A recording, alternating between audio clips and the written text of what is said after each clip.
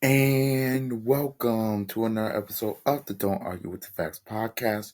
I'm your host, Noah Love, and today we're going to be giving our NFL Week 15 predictions.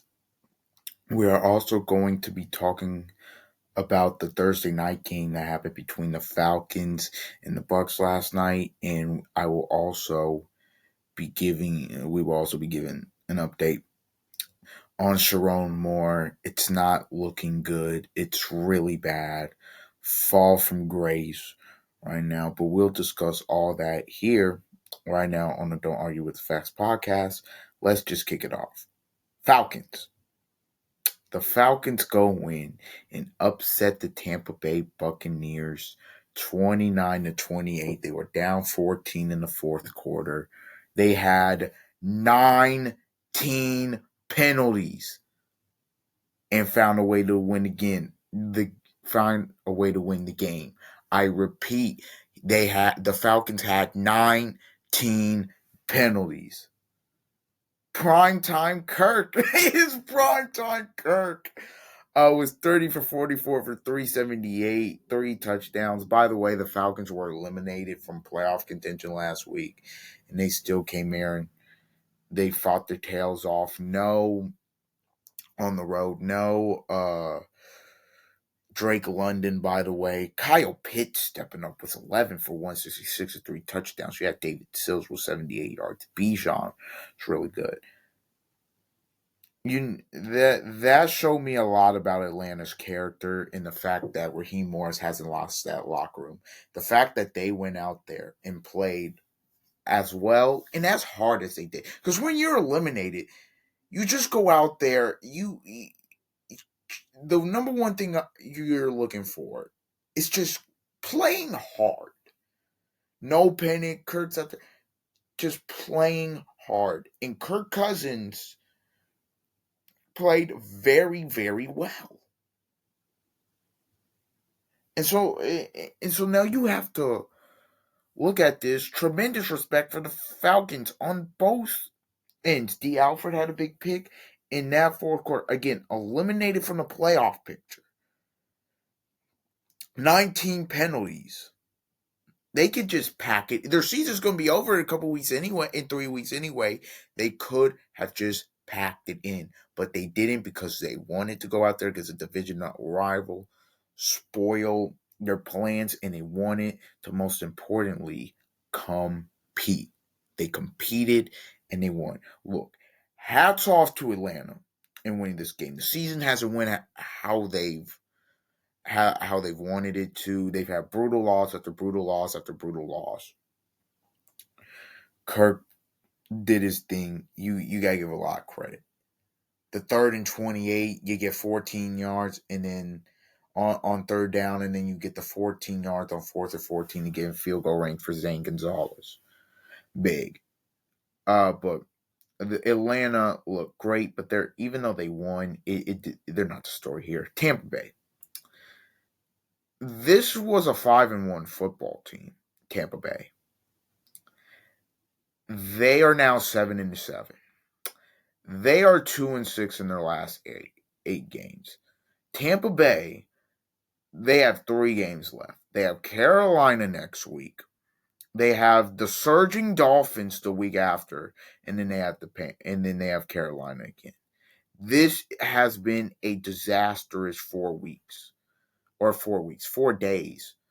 You lose to the Saints, who have nothing to play for, by the way. Tyler Shook puts up an excellent performance. Nothing to play for. You beat them. You lose to them 24-20. And then at home. And then you come back on prime time and lose to the Falcons at home. And now the Carolina's first in the division. And if Carolina wins this week and then beats you next week, they win the division. It's actually because the only way they can get in is winning the division. That's the only way they can get in. That's what it looks like. There will have to be some monumental collapses in the wild card rate. It's not happening. It's the point. It's a disaster. It's a disaster. it'll be one of, if not the biggest implosion this season. You have to consider what was on the line here. You knew, look, at the back end of your schedule that was coming up. You knew you got the Panthers and Dolphins, and then you got the Panthers. You had the Panthers twice, the Dolphins once. You're playing two bad teams. This isn't where they went on the slide. Okay, they lost to New England, lost to Buffalo, lost to the Rams. Like, okay, those are 3 Super Bowl contenders. Possibly, in terms of the Bills. So, okay, that makes sense. You lose those 3. That's like you gotta. Baker gets hurt. Okay, you just gotta get right. You survive against the Cardinals. Okay, you can't lose these 2 games. You just can't do it. And Todd Bowles, his butt's on the line.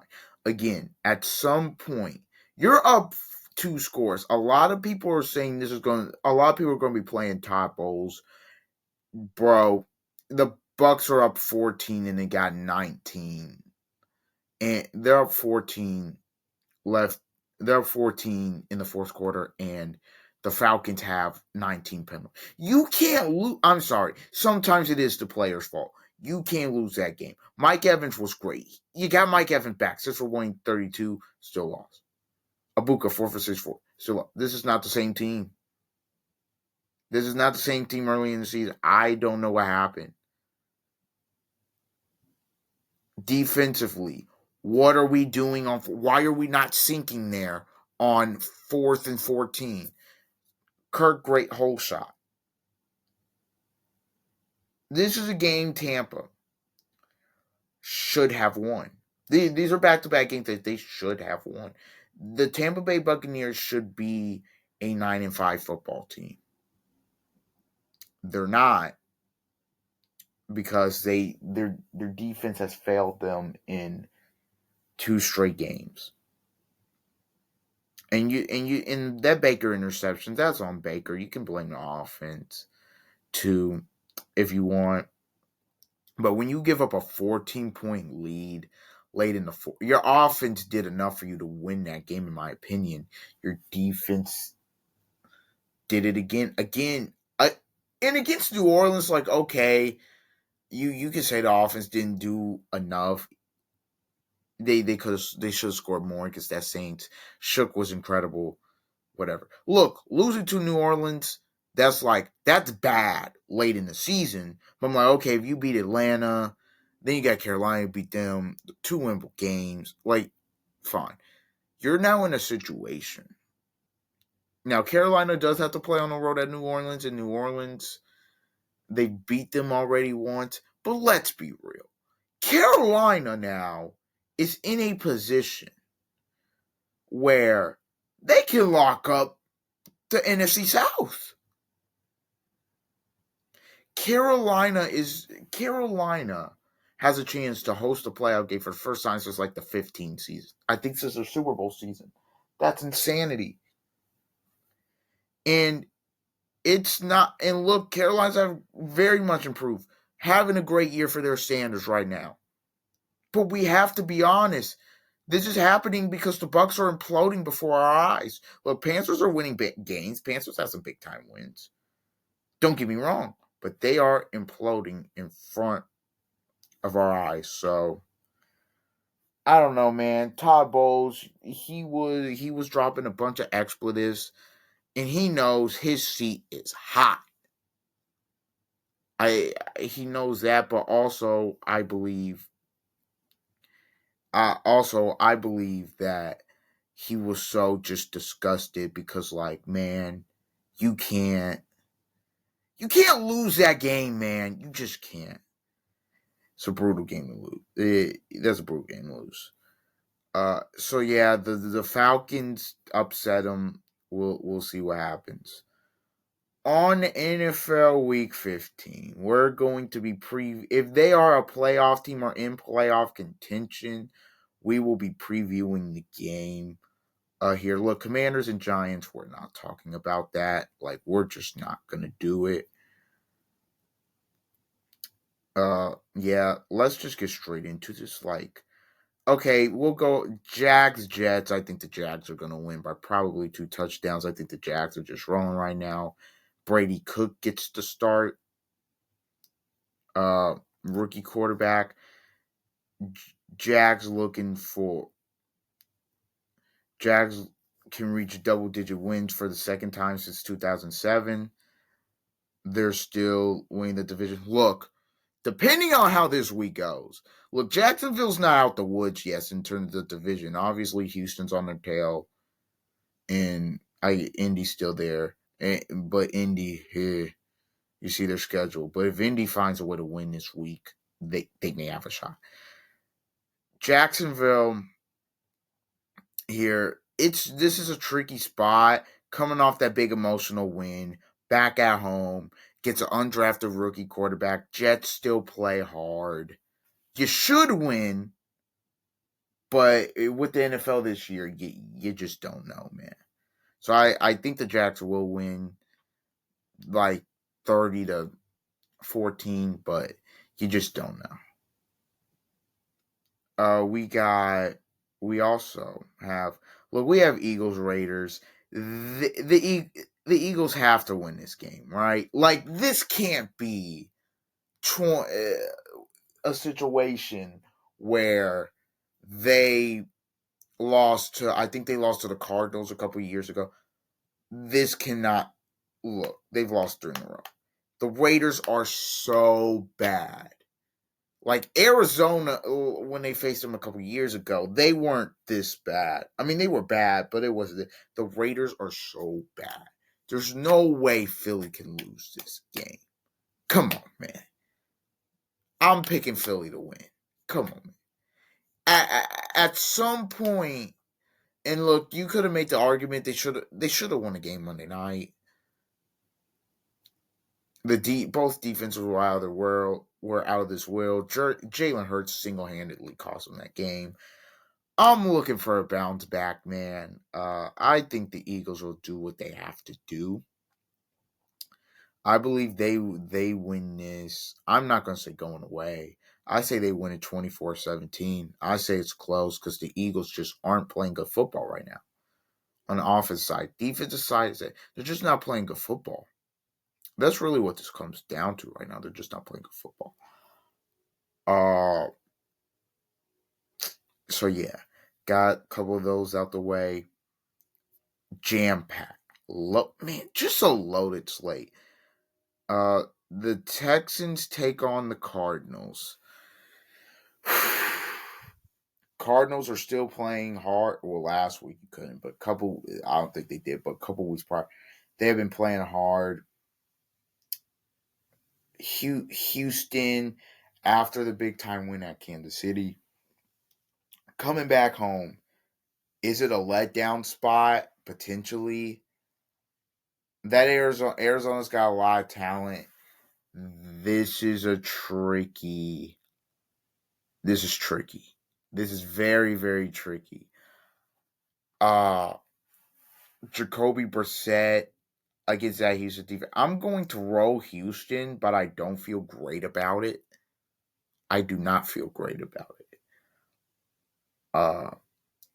I think what will ultimately hurt Arizona in this game is the fact that defense is that secondary is insane. Now Michael Wilson has been playing out of his mind without Marv, so there's that.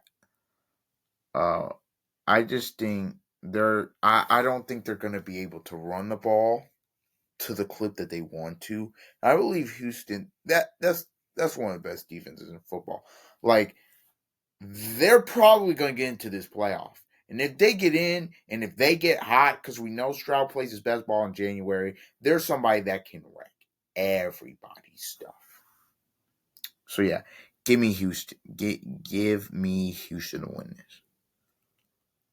Okay, Browns and Bears. Shador playing against the Bears defense. Look, give me the Bears. It may be close. But give me, yeah, it may be close. Give me the Bears. I do feel like the Browns' defense is going to show up to play. Don't know where they were last week, but that front seven will show up against Chicago. And yeah, I do feel like the Bears will win. Look, the Bears last week, that was a tough loss to Green Bay, but look, you have Green Bay in 6 days. Look, after this, it don't get easy. You got Green Bay, Niners, Lions. Woof. You gotta get this game. Like, there's no other options. I think Caleb Williams will play better than what he has. I think they'll play better. He'll play better. And I just think the Bears, even if it is a close game, they'll find a way. I do think it's a low scoring game. Layden Cole, give me the Bears 17, the Browns 10. Yeah, give me that in terms of the score there. Up next in Cincinnati, the Bengals face elimination against the 6-7 Ravens. The Ravens are trying not to lose their third in a row. Burrow's first home game in a minute. First home game since returning. They had a brutal loss against Buffalo. Just brutal loss against Buffalo. So, yeah, look, this is an interesting game. If you go back to the first meeting this season, Cincy's defense did a really good job. They did a really good job on Baltimore's offense. You look at Baltimore last week, they looked better. It was Steelers again. You can make the argument they should have won the game. Again, that's a touchdown. That's a touchdown. Likely took three. He took 2 steps in the football move. That's a touchdown. But the Steelers were able to get big plays. Rodgers, that's the best I've seen them look from an offensive perspective. It's the best I've seen DK Metcalf look all season last week against this Ravens defense. I think there's a good chance that the Bengals will beat the Ravens. Look, the Ravens ran for over 200 last week. It's tough. I just think the Bengals at home. I do not think they make the playoffs now, but I just don't think they'll want to go out like this, losing to a division rival at home in that ends the season. I think Burrow, they've got some in store. I think Burrow plays well, and I think they beat the Ravens twice. I think they sweep the Ravens. Give me Cincinnati to win this game. I'll go 34-30 in a thriller. Now, we go to Arrowhead. We got Chargers and Chiefs. Look here, America. The Chiefs, if they lose, they're done. Like, it's mathematically over. The Chiefs are facing playoff elimination as the Chargers, they're going to look for back-to-back 10-win seasons. It started with the Chargers this season. Will it end with the Chargers this season? We'll see. Division game. It's a division game. Chargers coming off that big home win against the Eagles. The Chargers have won a couple in a row here coming off the bye.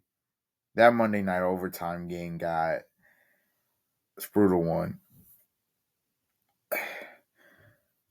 The Chargers are injured a little bit. Herbert with the broken hand. A part of me really wants to go. I'm really thinking about going with Kansas City in this game. I just feel like at home, I know they haven't been able to figure out this season. And I'm not saying they're going to win out. I'm not saying they're going to be different. I just think at home, the season is like it's done if you don't win. And it's in like you can make the argument is kind of over. They need a lot to happen, but it's at least slim. It's done if you don't win this game. Like, it's zip, nada, vera, over if you don't win this. I think the key in this game is going to be Andy Reid, run the football. Run the football. See, the issue right now with the Kansas City Chiefs is part players, part scheme. I don't think the scheme. I think the scheme's kind of bland. I think it's predictable what they're going to do on first, second, and third. I also think Mahomes is pressing and trying to force the issue because he feels like he has to do that for them to even have a chance. I think the O line's been fine this year. I really don't think look, if you watch the game last Sunday, that game changed. The defense played as well as it could against Houston. In terms of as a state, I thought they played as well as they possibly could. If you watch that game turned when it was 10-10 and Andy goes for it on his own end and they don't do it. You got to punt that football. You got to trust your defense that's been playing significantly well. You got to trust that defense, your defense there. You have to. I think with the Chargers, they're going to play a lot of man-to-man. They're going to rush for. They will send some heat. I don't think they're just going to sit back and let Mahomes just like kill him. Because the Chiefs, there just been times where it's just like, I know we have Worthy, Rice, Brown, Thornton, Juju, but we just don't know how to beat Kelsey. We just don't know how to beat man-to-man coverage. And you watch them, and that's very frustrating. They're favored by 6 in this game. I'm way shocked. I don't think the Chiefs make the playoffs, but I do think the Chiefs win this game. I do think the Chiefs they find a way to win this game and to at least keep their season alive for a week longer. A week longer. I think they upset the Chargers. Yes, I'm calling it the upset. The Chargers are 9-4. And they're playing good football, even with their injuries. Harbaugh's got them playing really good football right now, sneaky good football. I know the Raiders suck, and I know the Eagles are kind of on a downslide here. But I do think Kansas City gets them. I do not think the Chargers sweep Kansas City. I know Travis Kelce talked about having no answers for what has happened this year. I think they'll find some answers, at least in this game, and they'll find a way to win. Give me the Chiefs 24, the Chargers 20. Now, let's go to the biggest 1 o'clock game. Let's go to Bills Patriots. The Patriots can win the AFC East with a win. If they don't win this game, because the Patriots are 1-10 in a row, the Bills potentially get closer with a win. The Bills will be a game back with a win. If the Bills win this, the division is still alive. Because they'd be 10-4, the Patriots be 11-3, but if the Pats win, that's it. They're going to be a top 4 seed. Basically, they're going to be a top 3 seed. So, in the playoffs. So, man, this game is going to come down to one of two things. Can Josh Allen do it again? What do I mean? Can Josh Allen turn into... He's going to have to be Superman again, like he was last week, like he was against Tampa. He's going to have a Josh Allen 2021-like performance at New England. It's going to have to be similar to that. I know Diggs was on that team. He's going to have to do that. This is Drake May's biggest game. I'm interested to see how, if, because there's some pressure on him. I'm interested to see how well he plays under pressure. Buffalo's just got to get timely stops in this football game. That's really what it comes down to.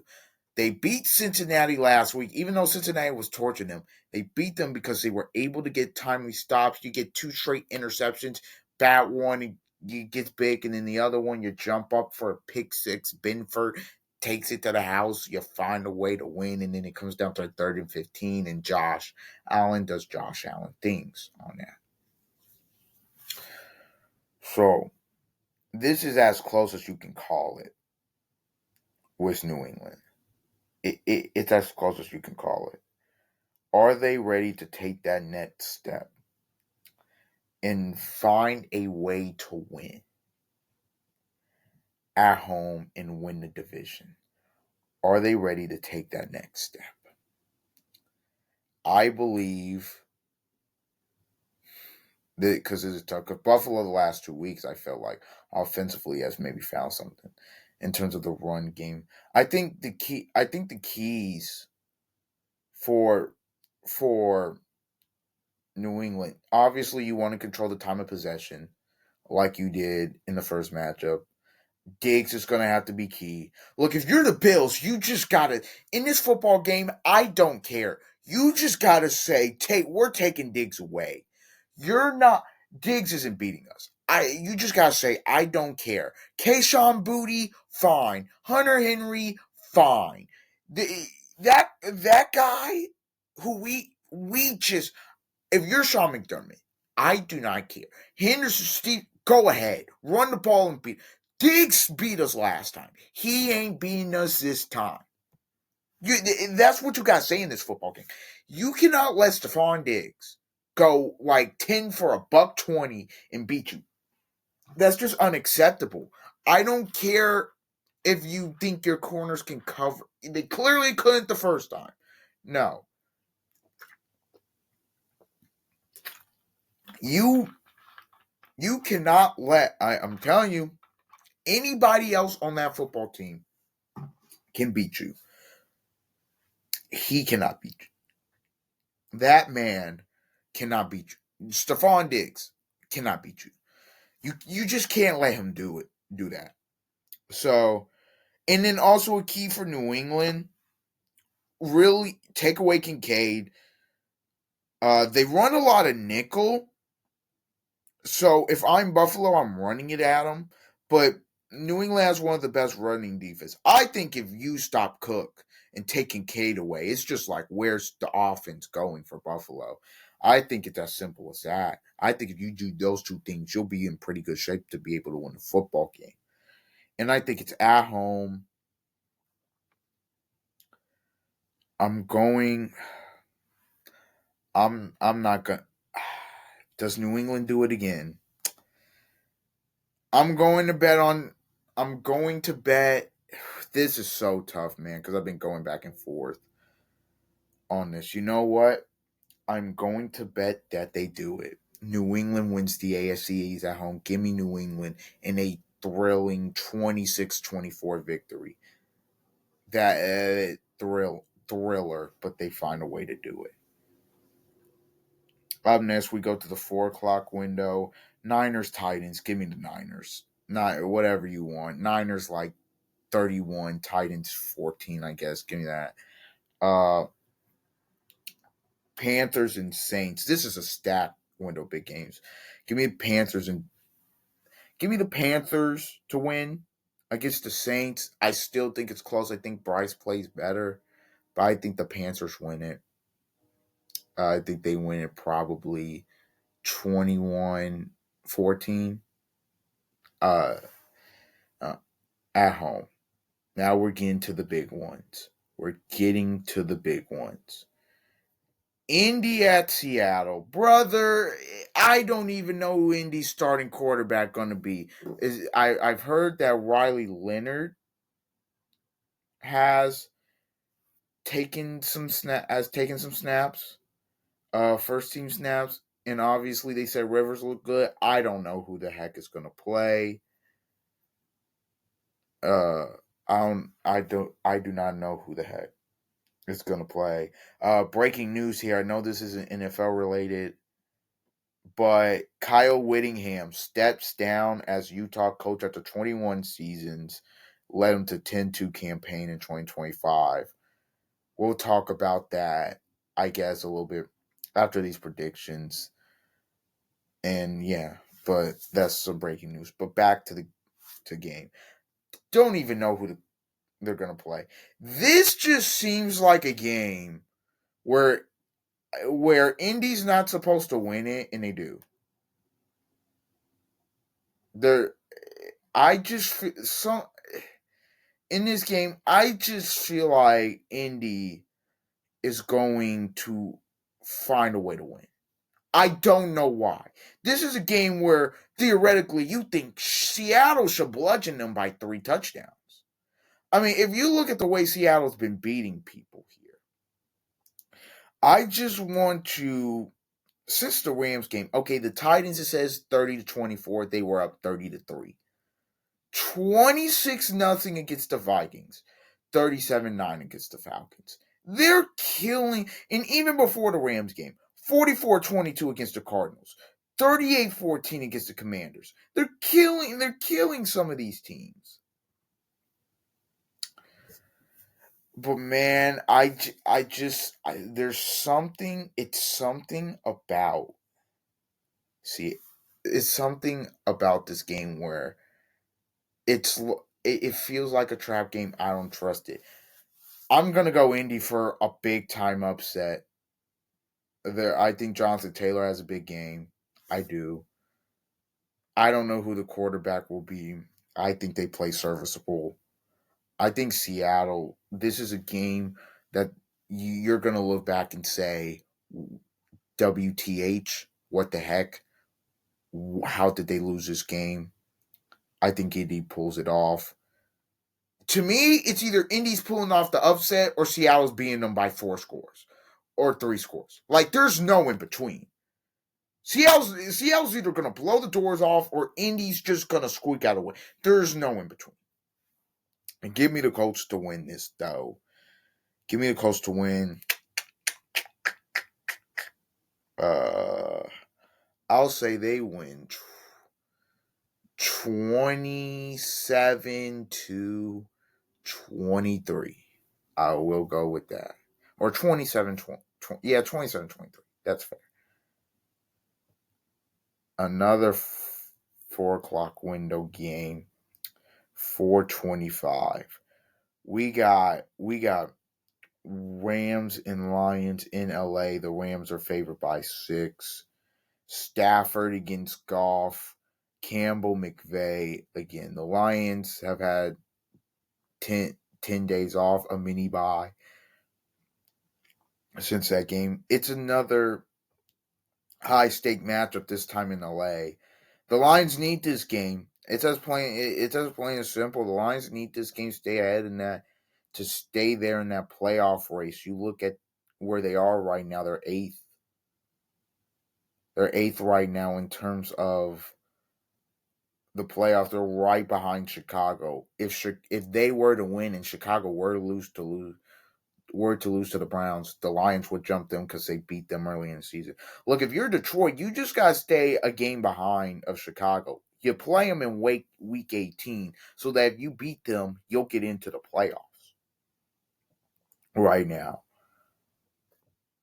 it's tricky. This is a game. I think what's going to be key. Okay, the front 7 for both teams. That Lions O line versus that Lions D line versus that Rams D line. How do they match up? Sewell against Verse. The interior of the offensive line with the Lions. Do you trust them yet? I don't know. The Rams is going to be also that Lions receiving core versus the secondary. Like, there are so many interesting matchups. Like the Rams receivers versus the Lions secondary. And this one is going. This one is it. It's going to be big. I'm going to the Lions. The Rams haven't had the best success against the Lions. I'm going to go with the Lions to upset the Rams. I believe they have their number. I believe just like Philly has the Rams number, I believe Detroit has the Rams number. Uh, I believe Detroit. They've won their last couple matchups. I believe it could be they have their number. Give me Detroit to win this one. Give me Detroit in a thriller, 31 or not thriller, 31-26. Now to the Mile High, where we have the Denver Broncos and the Green Bay Packers. The Broncos at 11-2. They've won 10 in a row, just like the Patriots. The Packers at 9-3-1. The Packers have been playing really good as of recently from an offensive perspective. You saw they looked very good against the Bears, 28-21. You saw they looked good against the Lions on Thanksgiving. Ever since that Eagles game, they've looked better. The offense has looked better in the past 2 weeks. But you're playing the Broncos defense. This Broncos defense gets after you. They get after you. They're great in secondary, and they're good in secondary in that pass rush. That front four. DJ Jones, Allen, Zach Allen, who can do it all. And then you got the edges, Cooper and Benito. This is going to be a tough challenge for Green Bay. I think this is one of those big time games late in the season where you're going to have to see Jordan Love be special. And if he puts the ball in harm's way against this defense, it's not going to end up good. I really think the key Packers receivers can't drop any passes. We can't have it. To me, the key is Christian Watson. Ever since he's came back from injury, he's been fantastic for them. Obviously, he's going to be a big key. They'll probably have Surtain on him. If he's locked up, you're going to have Jaden Reed. I actually think this game is going to come down to the fourth quarter. And call me crazy, in the fourth quarter this season, if we're just talking this season right now, I trust Bo Nix. Bo Nix has made play after play after play after play after play after play after play after decision after throw after throw after throw in the fourth quarter. And Jordan Love at times, he has done that, and at other times, he's failed to do that. I think if this is a close game, which I anticipate it will be, I lean Denver. I know Denver, a lot of people feel like they're fraud watch, can't prove it, all that. I agree they play a lot of close games, but I do think against this Green Bay team, both teams are on win streaks. To me, this is a game for Green Bay that if they win this, they're like, oh, they're legit contenders. Also, on the other side, Green Bay's got good defense. Micah Parsons, it's all that. I think it's a lower scoring game. I don't think the quarterbacks are lighting the scoreboard up. This has 2017 written all over it. Give me the Broncos to continue to win and win. Give me the Broncos to beat the Packers 2017. Bo Nix another game-winning drive. He does it again. Give me that. And then we'll end it off a Sunday night, Vikings and Cowboys. Give me Dallas. I know that Vikings defense is tough. I think Dallas wins. Also, it's McCarthy versus that Dallas defense.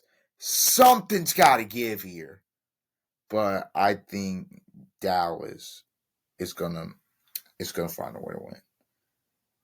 I think Dallas wins this probably 28-17 on Sunday night. Now, let's go here. This is very interesting. Obviously, Kyle Whittingham. We'll get to him. Let's talk about Sharon Moore in the sad case of him.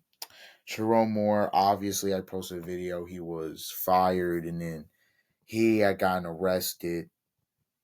And it's bad, man. He had an arraignment today. in terms of the charges he faces, it's not looking good. He faces stalking charges, uh home invasion charges, and I forgot. I'm trying to see what the other one is, but breaking and entry. Those are the charges for Sharon Moore. There's certain stuff because of YouTube that I can't read in terms of what happened. He broke into his mistress' house. If you've seen it, you know. He said, "My, I can't even read this." Like he said, "My blood's on your hands." That's what he said. And then he also said something else, but I'm not going to say that on because I am uploading this to YouTube. I'm not going to say that. But yeah, you know what you know what he said. It's just a sad case, man. Uh, obviously, his mental is okay. I hope his mental is better. He's gonna get bonded out on $25,000. That's his bond, but he can't leave the state. I guess he's got to get continue to see like therapists. It's not looking it's not good. So prayers out to Jerome Moore's family. I stress his family. Look, Jerome, he put himself in this position. There's not there's a whole lot of stuff in there. Don't make fun of him on the internet. But come on, it's bad, man. It's a bad situation. And nobody comes out of this. The mistress doesn't look good coming out of this. Obviously, Sharon looks awful. And his family, I feel awful for his wife and his kids. Now, to end this off, we'll talk about Kyle Whittingham. Kyle Whittingham uh, is retiring, the school announced. So that job will be open. The Big 12's just losing coaches, legendary coaches, left and right. Gundy obviously fired. Kleeman steps down. Matt Campbell takes another job, and Whittingham no longer on the sidelines. End of an era for Utah football. Just we will see who their next head coach is. He's stepping down after 21 seasons. You thought after last year he was going to retire, but then I guess he said we'll make another run. They're going to try and make another run at it. He's done an incredible job with Utah football, making it what it is today. Yeah, it's obviously hard. Obviously hard.